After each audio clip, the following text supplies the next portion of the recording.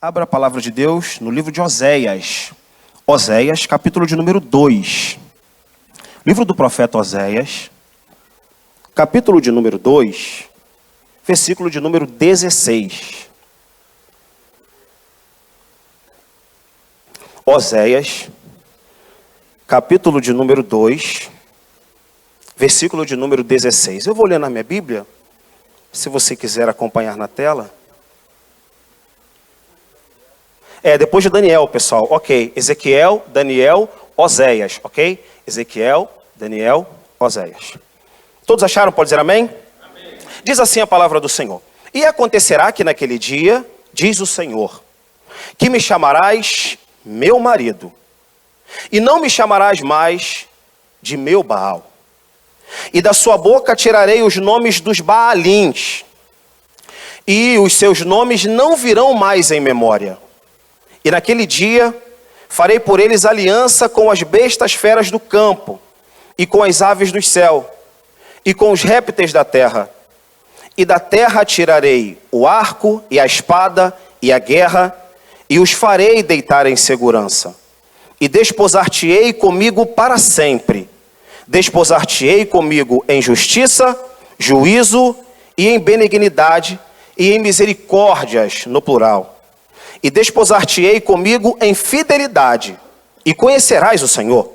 E acontecerá naquele dia que eu responderei, diz o Senhor, eu responderei aos céus, e estes responderão à terra, e a terra responderá ao trigo, e ao mosto, e ao óleo, e estes responderão a Jezreel. E semeá-la-ei para mim na terra, e compadecer-me-ei de Lo-ruama e de Lo-ami, e direi, tu és meu povo. E ele dirá, tu és o meu Deus. Amém. Você pode se assentar. Glória a Deus. Meus amados, nós estamos no ano aqui, 730 aproximadamente, antes de Jesus. No poder está um homem chamado Jeroboão II, rei do Reino do Norte. Esse rapaz, ele tem um talento, ele tem poder político, força de expansão territorial, e ele vai tornar o Reino do Norte mais rico, com um poder econômico infinitamente superior, maior, do que o Reino do Sul, o Reino de Judá. Só que o nome já é sintomático. Esse rapaz, esse rei, chamado Jeroboão II, ele é xará do primeiro Jeroboão, o filho de Nebate, lá do livro de 1 Reis. Aquele que foi o responsável por praticamente que dividir o país, de rachar o país entre o Reino do Sul e o Reino do Norte. Esse Jeroboão não somente é xará, como ele tem o seu nome, porque esse Jeroboão II, ele se inspira na impiedade de Jeroboão, filho de Nebate, das quais o livro dos reis sempre vai mencionar que determinado rei, se for do Reino do Norte, andou nos caminhos ou nos pecados de Jeroboão, filho de Nebate. Esse rapaz, Jeroboão II, rei, político, expansionista, ele está governando o Reino do Norte. E aproximadamente nesse período que eu acabei de mencionar, 730 aproximadamente, antes de Jesus, Deus vai levantar um profeta chamado Oséias, que ele vai ser levantado por Deus, a fim de que possa solucionar o caos, o problema de âmbito político que está acontecendo nesse momento, e agora de âmbito espiritual que eu vou relatar para você. Deus permitiu com que o profeta Oséias visualizasse panoramicamente todo o caos espiritual que estava atravessando aquele povo, o povo do Reino do Norte. É muito conhecido a narrativa que mostra que Deus chama o profeta Oséias para tomar uma mulher do prostíbulo, uma mulher chamada Gomer, ou Gomer, como queira. Ele é levantado por Deus para tirar uma mulher da prostituição, casar-se com ela, vai contrair o matrimônio, e a partir disso ele ainda vai gerar 3 filhos. Lo-ami, como falei, Lo-ruama e Jezreel.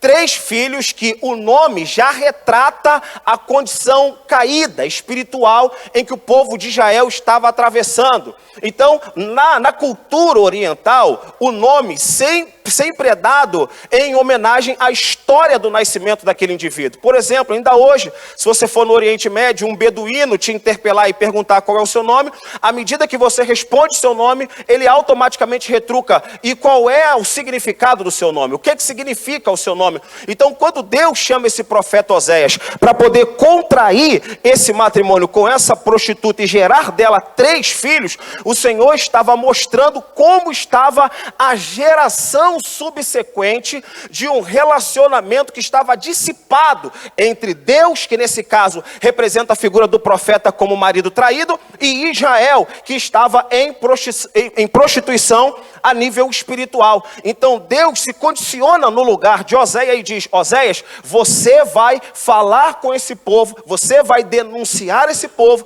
que eu abençoei, que eu prosperei, que eu dei fartura, que eu abri as portas. Eles se encontram destruindo o casamento que havia sido feito, havia sido realizado entre o povo de Israel e o povo de Deus. Então, a condição do profeta Oséias, ele retrata esse cenário. Deus se sente traído e Israel está traindo Deus com um culto a Baal. Todos estão entendendo? Pode dizer amém?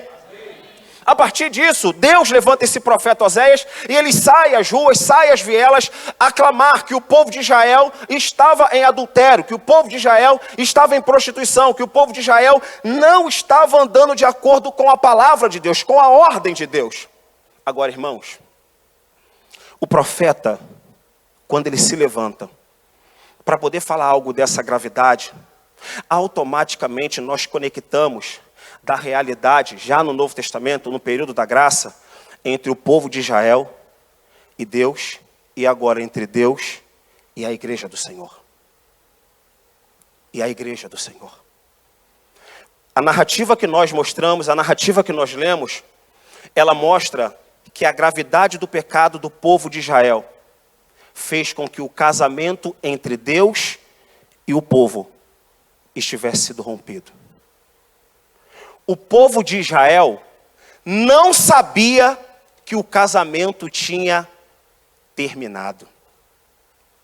O povo de Israel estava voltado, estava inclinado para o culto a Baal, mas semanalmente cumprindo os votos, mensalmente fazendo as peregrinações, ou anualmente fazendo as peregrinações. Na mentalidade, na cabeça daquele povo, não há nada de errado, está tudo rigorosamente sob o controle. E Deus continua aprovando o comportamento do seu povo, na mentalidade comum daquele povo.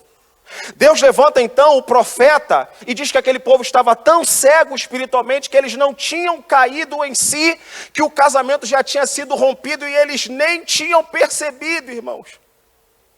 Você imagina então se nós estivéssemos aqui exemplificando, achando que estamos agradando ao Senhor, servindo ao Senhor, cumprindo a palavra de Deus, e de repente somos interpelados pela péssima notícia de que o Senhor não está mais conosco, ou de que o Senhor está longe de nós, ou que o Senhor está mal-humorado com cada um de nós, ou que o Senhor não está feliz com a conduta de cada um de nós. E o pior de tudo isso é a pessoa não saber disso.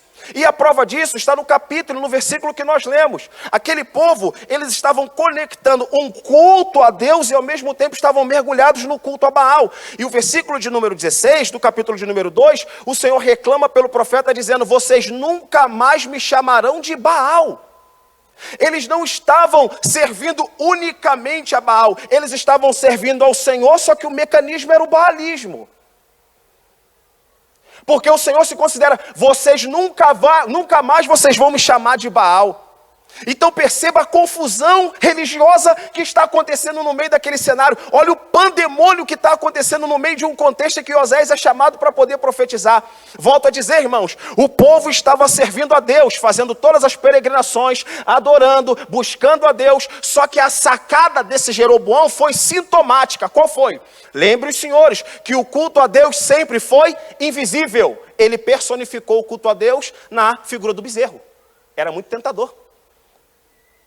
O culto a Deus sempre foi invisível. Ele mesmo não queria nenhum tipo de imagem, nenhum tipo de escultura. Só que a sacada desse Jeroboão tornou o bezerro na figura de Javé, e todo mundo estava adorando o bezerro, achando que estava adorando ao Senhor. Eu chamo isso de os sinceramente errados.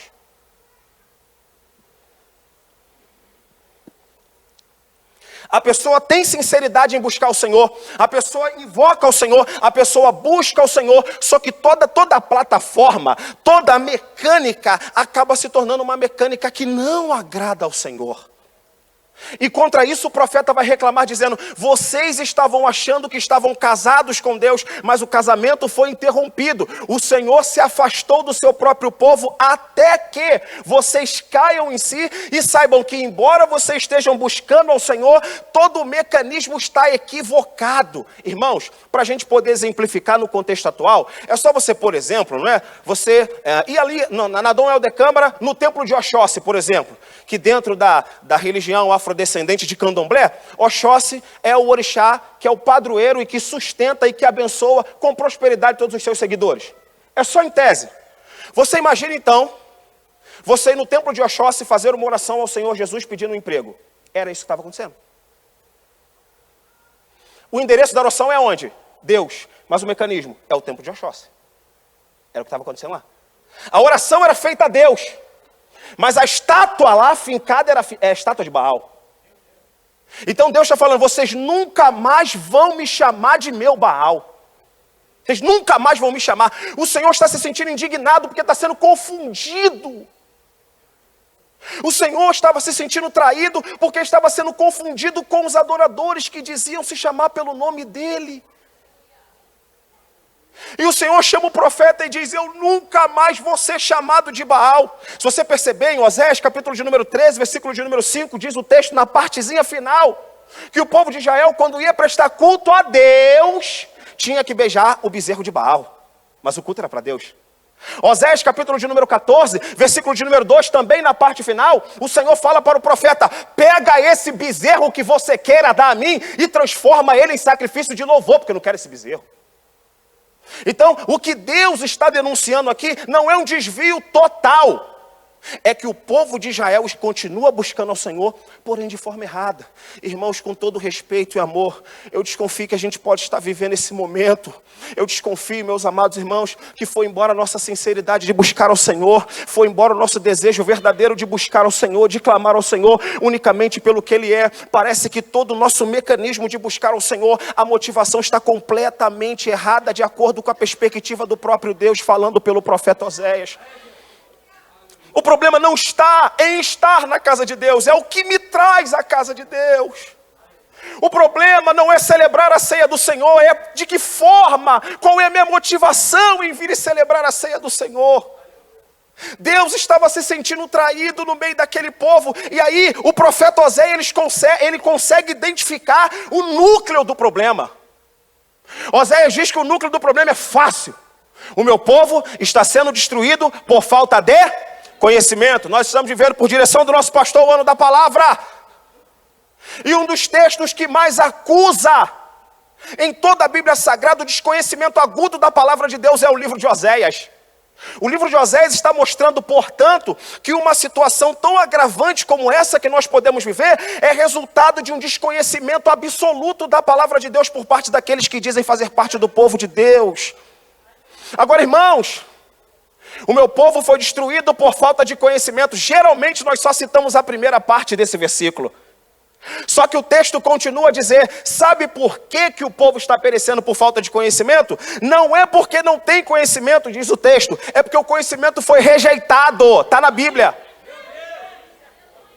O meu povo foi destruído por falta de conhecimento, mas aqui tem conhecimento, nas congregações tem conhecimento, nós temos a Bíblia que nos fornece o conhecimento, mas quando eu e você rejeitamos isso, pagamos o preço por isso. Então o profeta não está dizendo que não havia disposição ou disponibilidade de conhecimento, o que havia era profunda rejeição.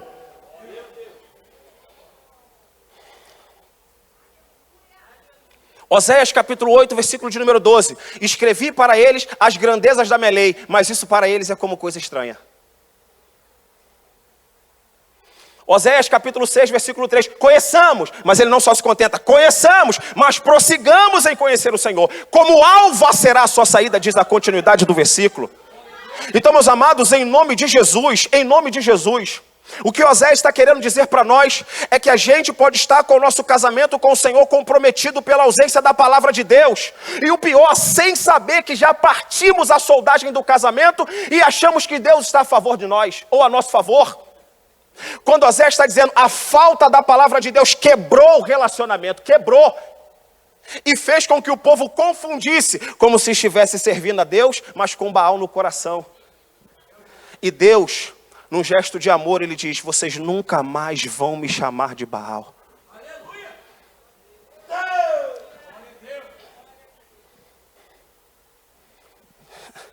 É complicado quando a gente escuta crentes, eu digo isso com todo respeito, crentes que são devotos ao menino Jesus no Natal, mas não deixa de virar o ano na praia de Copacabana de branco. Cristãos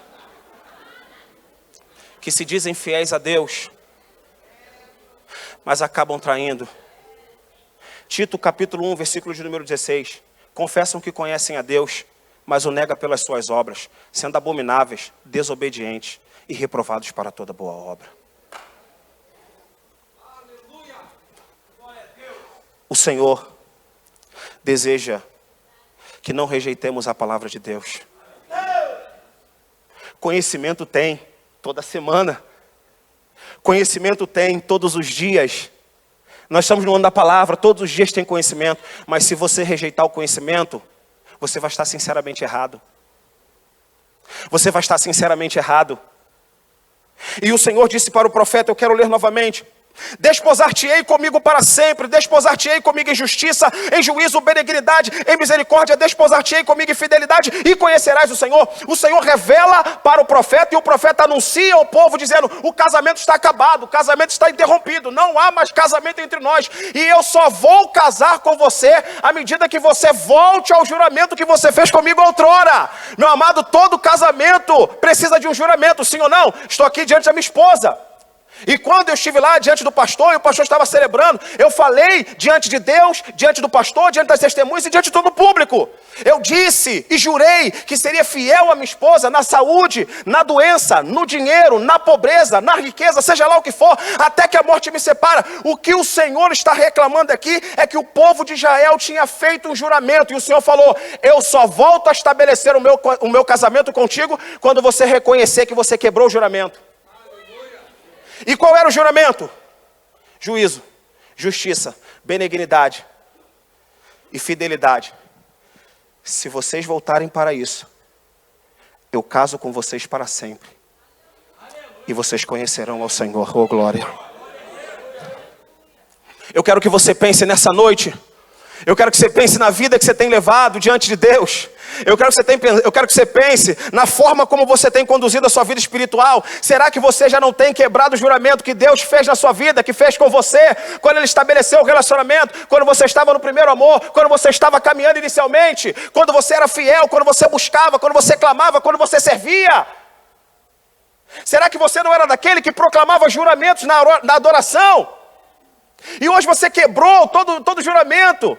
O Senhor está dizendo, eu só estou com vocês nessas condições. Se vocês não tiverem nessas condições, não há casamento entre nós, diz o profeta. Não há casamento entre nós. Então, meu amado, isso aqui só me traduz uma coisa. Se o conhecimento de Deus não me leva a frutificar em sua presença, eu quebro o relacionamento e o juramento que tive com Deus. Se a palavra de Deus, se o seu relacionamento, o relacionamento que você tem com Deus, se ele não te leva a produzir os juramentos, esse casamento está quebrado.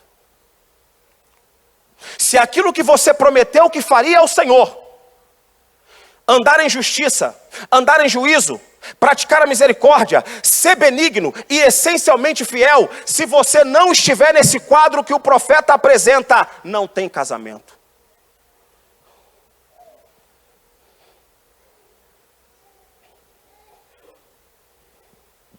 Não tem casamento.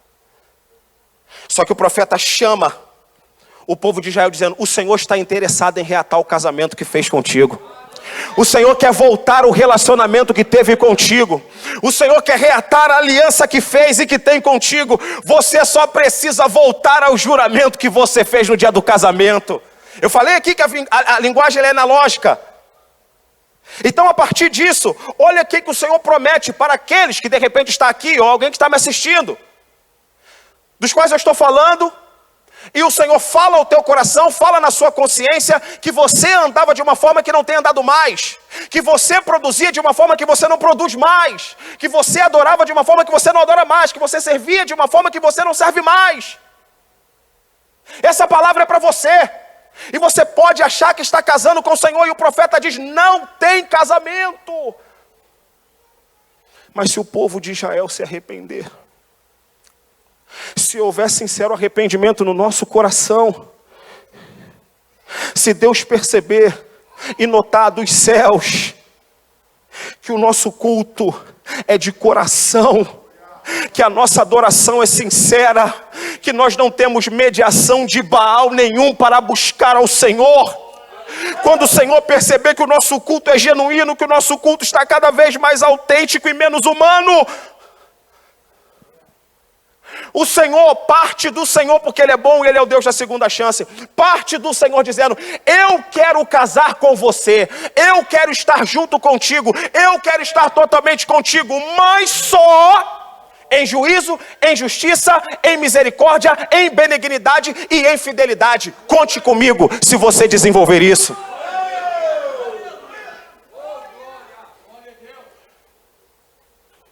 Olha aqui que o profeta oferece para aqueles que se arrependem, que estão buscando ao Senhor, mas com motivações erradas. Olha aqui que o profeta oferece no versículo de número 21. E desposar-te-ei comigo em fidelidade, e conhecerás o Senhor. E acontecerá naquele dia, que eu responderei, diz o Senhor, eu responderei aos céus, e estes responderão à terra. Olha o que o Senhor está dizendo. Se o meu povo me conhecer, e não me rejeitar, porque o conhecimento tem, se o meu povo me conhecer, se o meu povo me buscar, se o meu povo me clamar, os céus estarão manifestos na terra.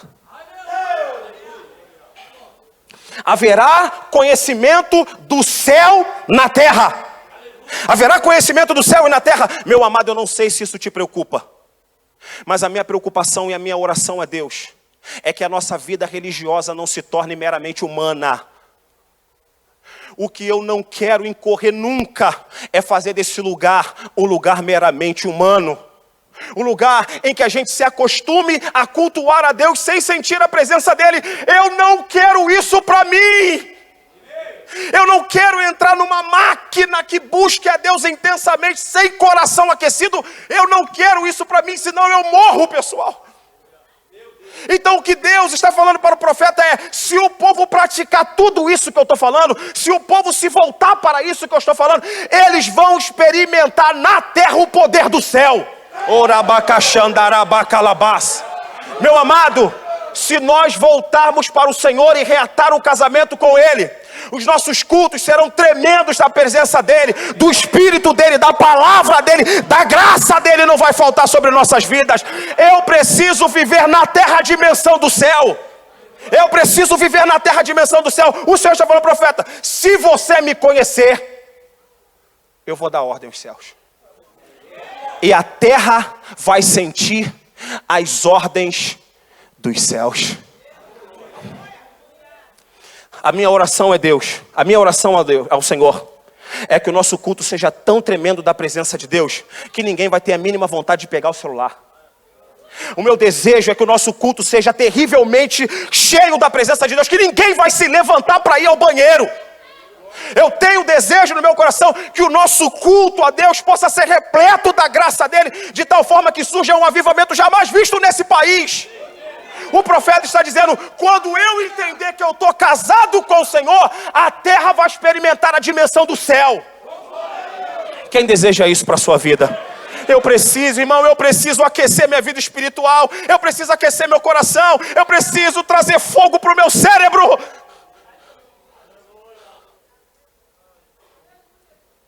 profeta continua. Não só isso. Se você reconhecer que precisa reatar o casamento, não somente a terra vai sentir o céu, como o céu vai sentir a terra. Está na palavra. Meu irmão, se nós entendermos a mensagem do profeta, eu tenho a certeza, e tomara que isso seja profético para a sua vida, que orações que você acha que caiu por terra, vai receber a aprovação de Deus de forma imediata. Orações que nós estamos esperando há um tempão o Senhor responder. Orações que a gente vem pedindo ao Senhor. Quando a terra invadir o céu, eu tenho um pacto com esse povo, eu estou casado com esse povo. Então não é só a dimensão do céu que chega à terra, é a dimensão da terra que chega no céu. O texto diz, a dimensão da terra chega no céu. Eu vou dar ordem aos céus, e os céus vão dar ordem à terra. E é a terra que vai produzir azeite, vinho, mosto. É a terra. É a terra. Meu amado irmão, nós só precisamos remover a barreira entre a terra e o céu. E é o casamento que vai reatar isso. É a fidelidade, é a bondade, é a justiça, é a benignidade, é o juízo. É isso. Então não é simplesmente sentir na terra o céu, é que o céu sinta a terra. Há um povo que clama, há um povo que busca, há um povo que adora, há um povo que me ama. Eu tenho compromisso com eles. Eu quero declarar essa palavra na sua vida. Se nós polirmos a nossa aliança que temos com Deus, eu quero dizer no nome de Jesus que as orações que você acha que caiu por terra, elas serão respondidas pelo poder do nome de Jesus. Coisas que você tem pedido a Deus e estão trancadas há um tempão. Quando nós chegarmos a esse nível de relacionamento em que o céu estará dando informações para a terra, e imediatamente o céu responderá a nosso favor. Quem crê pode dizer um amém? Já estou terminando. Se o povo casar, os votos são esses, os juramentos são esses. Se o povo casar, eu vou dar uma ordem para o céu vai dar ordem para a terra, e nunca mais, Lo-Ammi vai ser chamado de Lo-Ammi, que significa não meu povo. Mas vocês vão ser reconhecidos no céu e na terra como meu povo. O texto final diz que o relacionamento do profeta com a prostituta geraram 3 filhos. Todos os filhos, na tradução, são nomes depreciativos. Jezreel, guerra ou matança. Lo-Ruama, não proteção ou sem misericórdia. E Lo-Ammi, não meu povo. Se nós casarmos com o Senhor, ninguém nunca mais vai te chamar de Lo-Ammi. Ninguém nunca mais vai dizer, você não é povo de Deus. Porque o próprio Deus vai dizer, o céu testemunha e a terra também, que você é verdadeiramente o meu povo. Eu posso dizer isso com propriedade por ouvir do nosso pastor. Irmãos, os céus ainda nos reconhecem como filho de Deus. Agora a terra.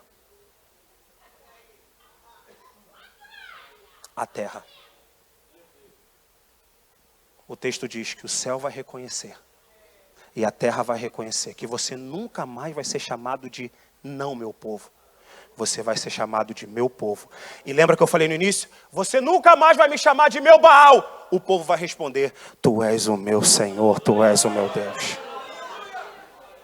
Tu és o meu Senhor, tu és o meu Deus. Eu só preciso reconhecer que o meu relacionamento com Deus foi partido. E eu preciso me arrepender e voltar, porque o Senhor está disposto a casar com a sua igreja novamente. A partir disso, o profeta apresenta 2 opções. 2 opções. A primeira opção é a opção do juízo. Caso o povo de Deus, caso o povo que se chama pelo nome do Senhor, não reconheça que precisa restabelecer o casamento com ele, juízo. E o juízo do livro de Oséias são dos versículos mais assustadores que eu já li na Bíblia. E esse eu gostaria muito de ler com você na tela. Oséias, capítulo de número 13, versículo de número 5. Um dos versículos mais assustadores que eu já li em toda a Bíblia Sagrada. Se puder colocar, por favor. Oséias, capítulo de número 13. Já estou encerrando.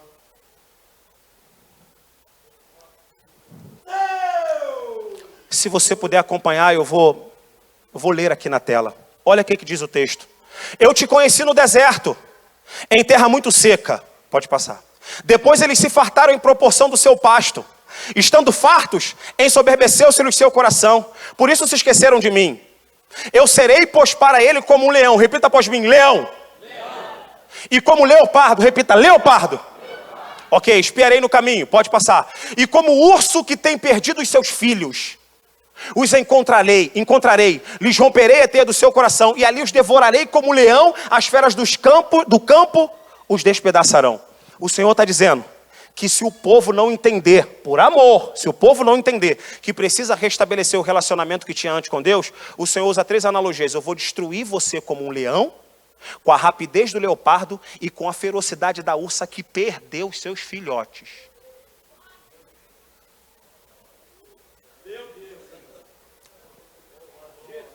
O sigilo do leão em espreitar no caminho a presa e dar um bote. Não se move nem com uma nuvem de mosquito em cima dele. A leoa fica esperando a presa passar para dar o bote. E com a rapidez do leopardo e com a ferocidade da ursa que teve os seus filhotes roubados. Eu vou destruir você. Um dos versículos mais assustadores que eu já li na Bíblia, essa é a primeira opção.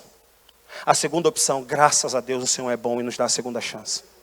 Oséias capítulo 2, versículo de número 14. Eis que eu te atrairei e levarei para o deserto, e ali lhe falarei ao coração. O Senhor nos dá 2 opções. Se você ignora ou rejeita o conhecimento, é o que o Oséias vem denunciando. Você pode seguir o caminho do juízo, e é um juízo consciente. Repito, é um juízo consciente. Agora você pode reconhecer ao Senhor, e o Senhor te oferece o caminho do deserto como retorno pedagógico. Eis que eu te atrairei e levarei para o deserto. Eu vou levar você para lá para falar o seu coração. Há pessoas que precisam parar de fazer o que estão fazendo e voltar e nascer de novo. Há pessoas que têm que parar de fazer o que estão fazendo e retornar ao primeiro amor, voltar ao caminho do perdão e do arrependimento. O Senhor está mostrando que há um efeito pedagógico no deserto, senhoras e senhores. Eis que eu te atrairei e levarei para o deserto, e ali lhe falarei ao coração. Nós temos 2 opções. Caso você rejeite a palavra de Deus, é o juízo, ou você enveredar pelo caminho da misericórdia e da oportunidade.